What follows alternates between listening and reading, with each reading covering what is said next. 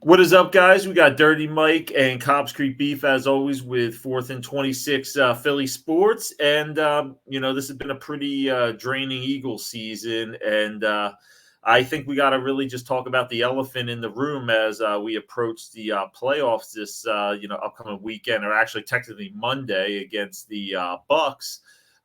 We got to talk about the elephant in the room. Why did the Eagles collapse the way that they did? Good teams do not do this. Even mediocre teams don't. Some of the things that they've done within the past 7-8 weeks have just been absolutely horrific. And starting the year at 10-1 and finishing at 11-6. I mean, you couldn't limp into the playoffs any worse. So what are some contributing factors, Beef? That what happened? It's a terrible, terrible, horrible debacle, Doc. I mean, there's no reason we should have taken what could have been one of the best endings to a 10-1 start. I mean, they were 10-1, Foods. Now, how they got there was dubious. Here and there we saw them leaking the oil, and various other cliches. But I think after that San Francisco game, Doc, there was something about that game.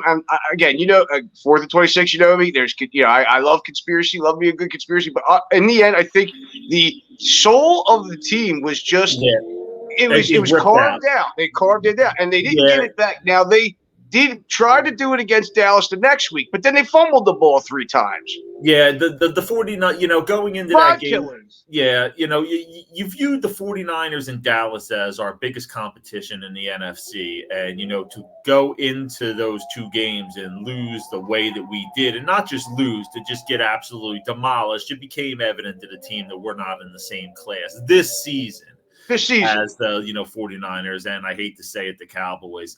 Like you said, we have been leaking oil most of the season, and we've been covering it up with wins.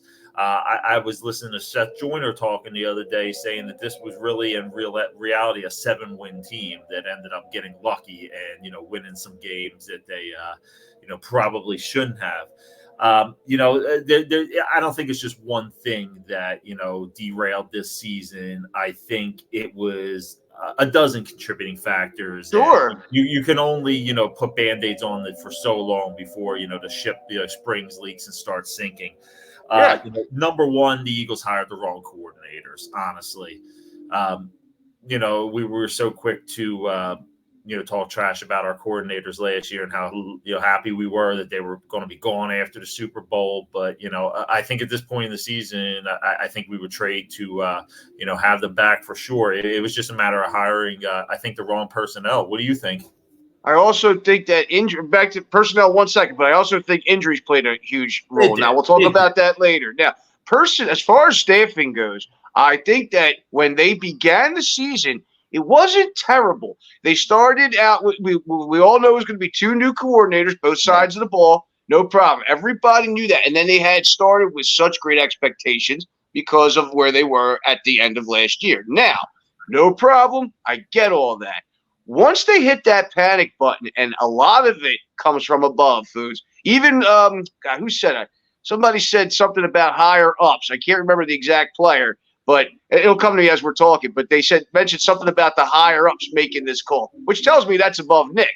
So a lot of meddling is coming from Howie. It's coming from Jeff. Like, it could be coming from Jeff's son. Who knows? I mean, he's going to be taking the reins soon. I think a lot of the fingerprints from the administration above is evident on what's happening now. I also think that Nick being kind of unctuous, an obsequious, allegedness yes man doesn't help either. But this will probably prevent him from losing his job if things go bad because of the way he is. Yeah, so I think that.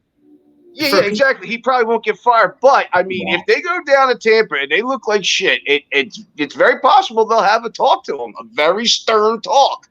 Yeah, he'll get one more chance next year. I don't think they'll just pull the plug on him, but, he'll definitely be on the hot seat next year.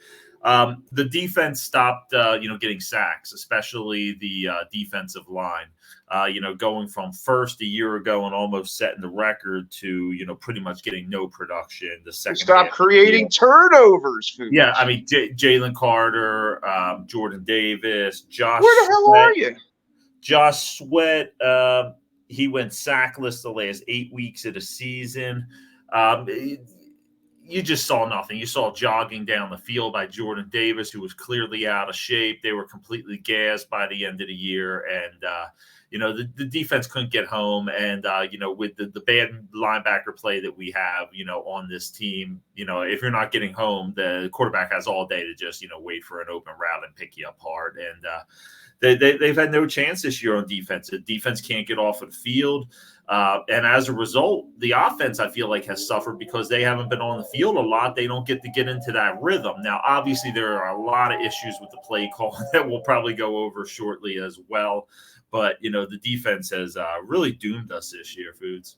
It's terrible, dude. And especially, like you mentioned, linebacker. Dude, it makes you miss, like, Nate Gary, doesn't it? Like, I mean, I can't believe I'm even I'm saying these names. But then you think about the young guys we got rid of, Edwards, Epps. Like, these guys, they could have stayed. I'm very disappointed with Howie. Like, it looked good. I think Edwards is leading the league in tackles this year, an absolute monster. Kazir White. How much would we love to have them? Our knock on them is they weren't great at pass, defense. How much would we love to have them this year? Because we were just getting absolutely carved up. Yeah, it's terrible. It makes you think, like, obviously the linebacking position is devalued, but, I mean, they had no depth. Everybody else looked like shit. Any type of help they got from, like, Nolan Smith or, Nakobe Dean didn't exist. I mean, I know, they're switching around. They try to make it work, but it's patchwork, Foods. It's like you got the 4 on the line, and that's it. That's all you got. That is, that because of injuries, they've had to bring in new players, and then they've had to, be quick to learn a defensive scheme. And as soon as they learn the defensive scheme, we have the whole Matt Patricia disaster. Who, according to Hassan Reddick, there's new terminology with his defense. So it's a patchwork team. Last year, we were so lucky through the playoffs and in the Super Bowl to have all 22 starters pretty much the whole year. And it shows because that's consistency. And consistency is we have been consistent this year. We've been consistently terrible, honestly, in, all these areas. We've been consistently inconsistent, let's say. Yeah. Now with the loss of Sidney Brown, now we got mostly everybody else coming back for the playoffs, which is nice. You got Slay coming back. Avante's going to play. There's a couple other things in the defense that's going to help us, but I mean, you lost Sidney Brown. Blankenship was injured too. I don't know. I think they said he was coming back. They didn't say anything about practicing today, but this is Tuesday, and it's you. Obviously, I can hear your wind howling outside. Don't worry, it's howling. This is nothing. This is nothing. Wait till it. Yeah, you can't really be at the NovaCare today. I mean, I'm not going outside. No, it was terrible. And finally we can end this video with honestly, I think the biggest issue that they have currently right now is that they can't stop the run, Foods. They went from the number 1 versus the entire NFL versus the 1 through week 10, only giving up 66 yards per game through the first 10 weeks of the season. Now they're 31st since then at 145 yards a game. It's terrible. Watching Jordan Davis fall on the ground, like, I mean, what's he doing? Like, it's. I feel so bad for. Remember, I texted you, Sean pushed aside. Like, you feel so bad for the guy. Yeah, I mean, the whole Matt Patricia, it was a disaster. As bad as we thought Desai was, Patricia's came in and they've sunk even lower somehow on the defense. They've sunk even lower. So, they can't admit that they were wrong at this point and go back to Desai. Unfortunately, he's a lame duck. He's going to be gone after the season at this point. It is what it is, and unfortunately, they didn't show me anything coming down the stretch that they're going to be able to, make any kind of run in the playoffs. If somehow they can string together a couple drives and beat the terrible Tampa Bay Buccaneers, there's a chance, but they're not going to be able to compete with any other teams in the NFC, unfortunately, this year. Well, as we wrap this little 10-minute video up, I agree that I think they're not going to go deep. I do feel that they could probably beat the Bucs, but who the hell knows at this point? Who knows? We can talk more about the playoffs later anyway.